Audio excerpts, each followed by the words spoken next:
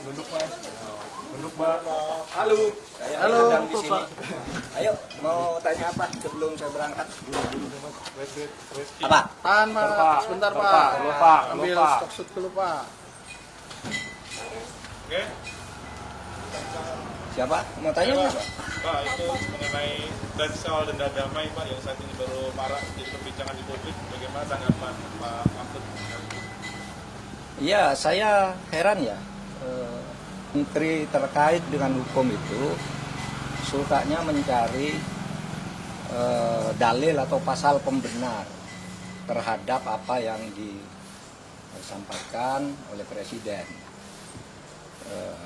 Seperti kasus pemulangan narapidana ke luar negeri, katanya hanya tactical arrangement gitu, padahal ada hukum yang melarang. Yang ini lagi gagasan Pak Prabowo untuk kemungkinan memberi maaf kepada koruptor asal mengaku secara diam-diam dan mengembalikan kepada negara secara diam-diam. Itu kan salah. Undang-undang korupsi tidak membenarkan itu, hukum pidana tidak membenarkan itu. Lalu menterinya mencari dalil pembenar, itu kan ada di undang-undang kejaksaan, denda damai. Denda damai itu hanya untuk tindak pidana ekonomi sesuai dengan undang-undang tentang bea cukai, undang-undang perpajakan dan undang-undang kepabeanan. Nah, di situ kalau ada orang melanggar pajak atau bea cukai, itu tawar-menawar dulu. Oh, kamu seharusnya bayar 100 miliar, kok hanya membayar 95. Nah, sekarang yang 5 ini dikalikan berapa? Itu namanya denda damai. Dan itu jelas. Ada mekanismenya, yaitu dibuat oleh instansi terkait, dalam hal ini Kementerian Keuangan, lalu minta izin Kejaksaan Agung. Minta izin ke Jaksa Agung. Jelas tuh prosedurnya, angkanya jelas, tidak diam-diam.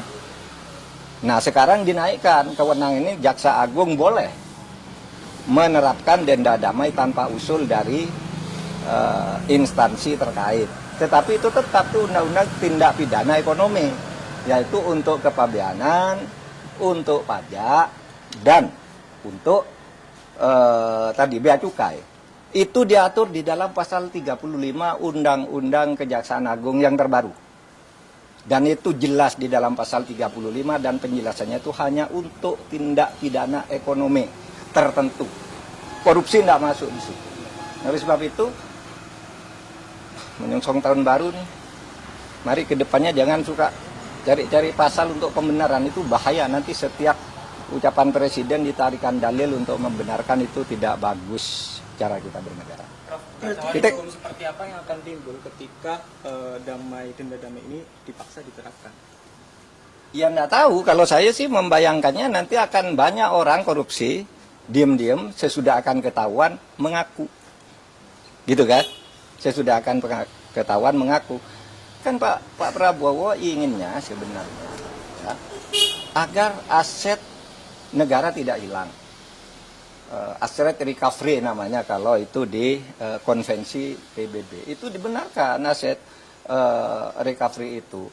Tetapi yang termudah agar tidak terjadi diam-diam penyelesaiannya. Dulu saya sudah pernah mengusulkan loh. Tahun 2001 ketika saya Menteri Kehakiman, lalu saya tulis lagi usul itu di dalam buku saya yang terbit tahun 2003. Judulnya Setahun Bersama Gus Dur. Mari kita maafkan aja gitu, tapi terbuka. Seperti yang dilakukan oleh Afrika, jangan diam-diam gitu. Nah, ini diam-diam gimana caranya? Siapa yang bertanggung jawab? Lapor kepada siapa yang mengumumkan siapa? Apakah yang bersangkutan minta damai itu mau diumumkan namanya? Nah, kalau tidak diumumkan, tidak transparan, tidak ada yang tahu bahwa itu melanggar atau tidak. Tapi kalau diumumkan, ya lewat pengadilan aja. Dan salah kalau mengatakan undang-undang untuk mengembalikan aset itu tidak ada jalannya. Kalau mau ya undang-undang perampasan aset diberlakukan aja, undang-undang perampasan aset yang sudah disetujui oleh DPR sama pemerintah dulu, tapi lalu macet di DPR. Itu saja diundangkan, itu lebih gampang ya, undang-undang perampasan aset itu kan bisa dilakukan begitu. Oke. Prof. Mahfud menilai bahwasanya apa yang disampaikan oleh Menteri Hukum itu salah kaprah, Prof. Saya kira bukan salah kaprah, salah beneran. Kalau salah kaprah itu biasanya sudah dilakukan, terbiasa meskipun salah. Ini belum pernah dilakukan kok. Mana ada korupsi diselesaikan secara damai? Itu korupsi baru, namanya kolusi. Kalau diselesaikan secara damai. Dan itu sudah sering terjadi kan? Diselesaikan diam-diam antar penegak hukumnya yang ditangkap. Kalau menyelesaikan diam-diam, kan banyak tuh yang terjadi. Jaksa, polisi, hakim masuk penjara kan mau menyelesaikan diam-diam. Iya toh? Itu sama aja. Oke. Pak Andi Atas kan ada menyinggung sedikit soal turunan dari undang-undang kejaksaan. Ini apakah ada Ya itu yang saya katakan tadi itu menyebut undang-undang kejaksaan itu salah. Undang-undang kejaksaan itu mengatur tentang itu di dalam pasal 35 yang menyatakan bahwa dalam hal-hal tertentu Jaksa Agung boleh menerapkan denda damai di mana sebuah kasus itu tidak diadili asal ada perdamaian tentang jumlah yang dibayar. Itu pasal 35 menyebut bahwa itu hanya untuk tindak pidana ekonomi. Lihat aja pasal 35 itu tindak pidana ekonomi itu ada 3. Kepabeanan, perpajakan, dan apa tadi? Dan bea cukai. Hanya itu yang boleh. Kalau korupsi lain tidak boleh, tidak pernah ada dan tidak boleh ada. Tapi terserah aja, nanti lihat aja akibatnya akan lari semua orang koruptor diam-diam kalau mau ketahuan baru ngelapor, minta damai dan kita tidak tahu siapa yang mendamaikan. Kan gitu. Oke, apa lagi? Lain.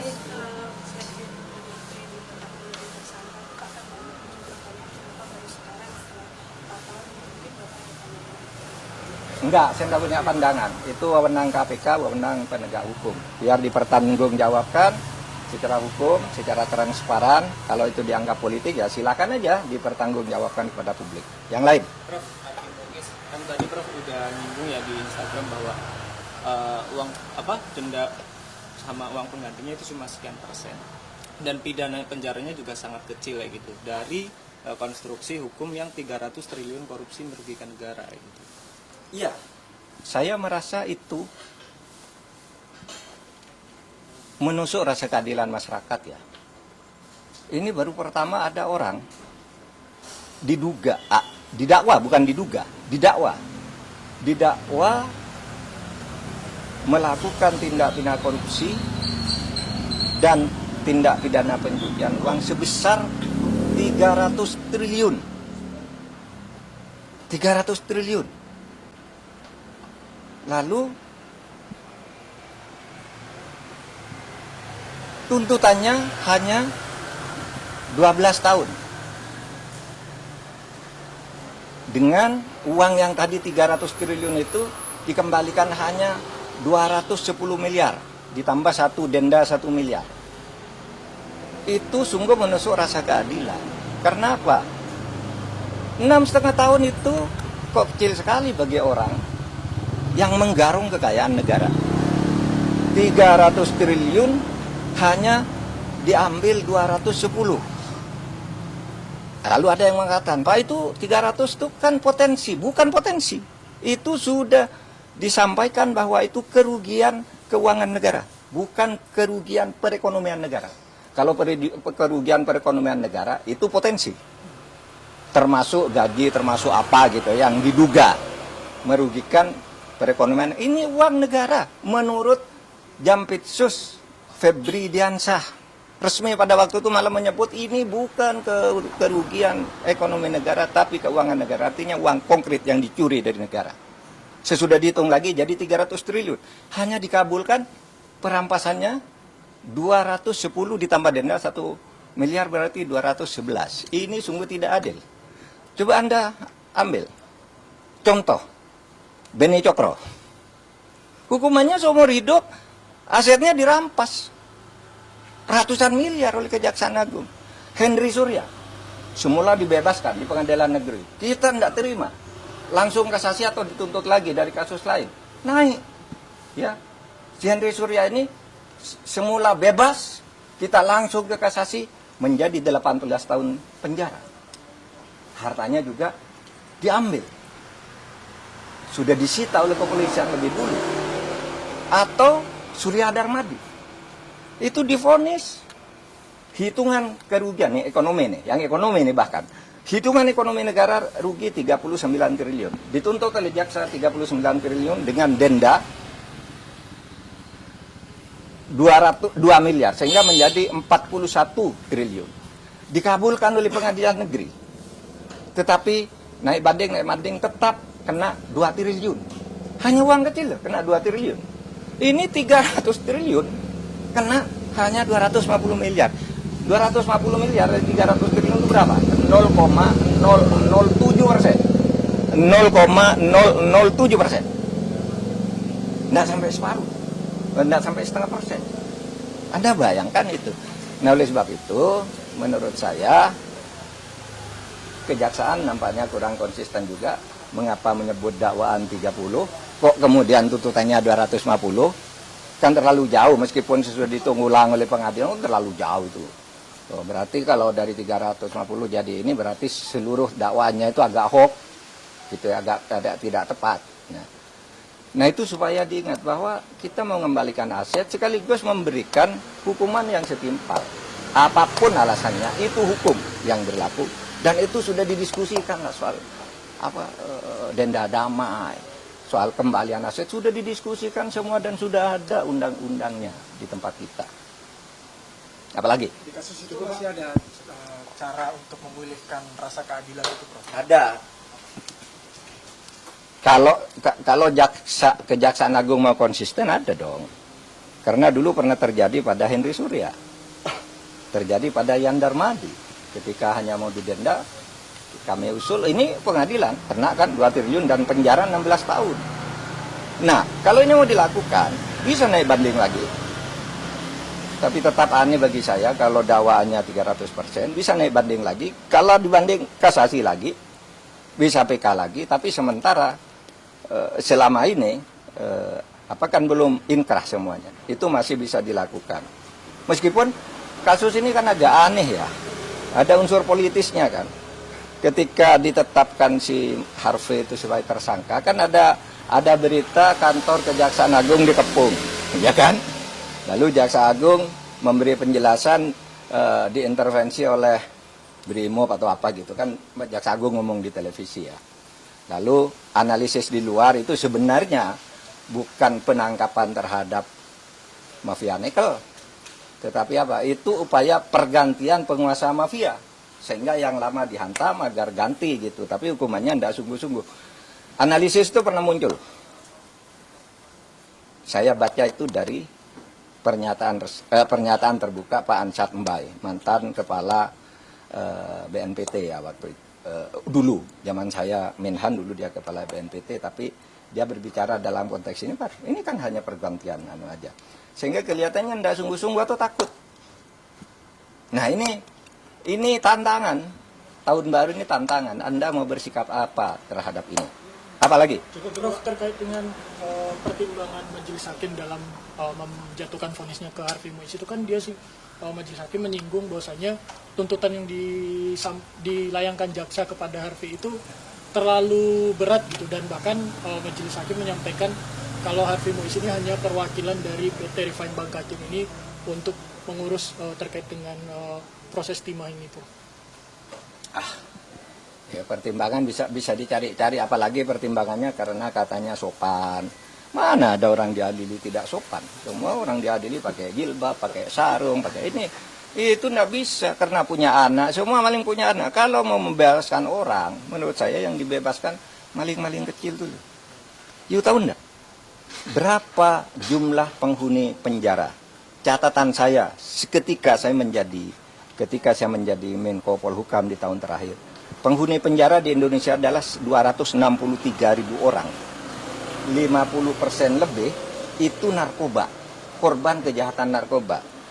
Yang koruptor itu tidak sampai 0,5%. Dari 263.000 itu hanya 1.290 atau 1.300 orang. Itu tidak sampai 0,5%.